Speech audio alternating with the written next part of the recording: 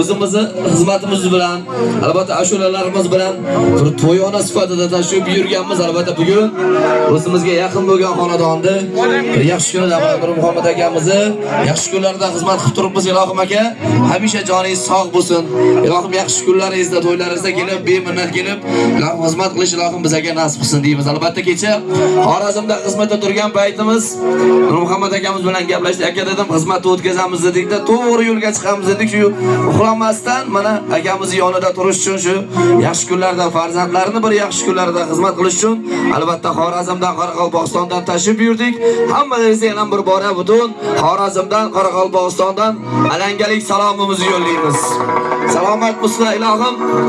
Mana bugun Nur Muhammad akamizni xonadonlarida chiroyli to'ylar uchun tashib yurgan akasi ilohim sizlarni ham yaxshi kunlaringizda borib ustozlarimiz bilan, san'atkor do'stlarimiz bilan kelib xizmat qilish ilohim biz sizlarga nasib qilsin deymiz. Davramiz zo'ridagi kelin-kuyovlarimizga ham bitmas tuganmas baxt tilaymiz. Ilohim baxtlari ham bugungi nikoh oqshomlariga o'xshagan chiroyli bo'lishini tilab qolamiz. Albatta kelin-kuyovlarimizga bitmas tuganmas baxt tilaymiz. Kelasi yili kelin-kuyovlarimiz o'g'il qiz farzandlari bo'lganda ilohim 5 to'ylarda ham sizlar bilan diydor ko'rishish hammamizga nasib qilsin deymiz. Hammalaringizga yaxshi kayfiyat tilaymiz, yoqimli ishtaha tilaymiz. Albatta bugun to'y shu sababdan bugungi to'yimizni cho'zib o'tirmiz. Faqat va faqat shu qo'shiqlarimizni aynan sizlar uchun ijro qilamiz. Kelin-kuyovlarimiz baxtli bo'lsin deganlar bir kuldiroq qarsak chalib qo'yamiz endi.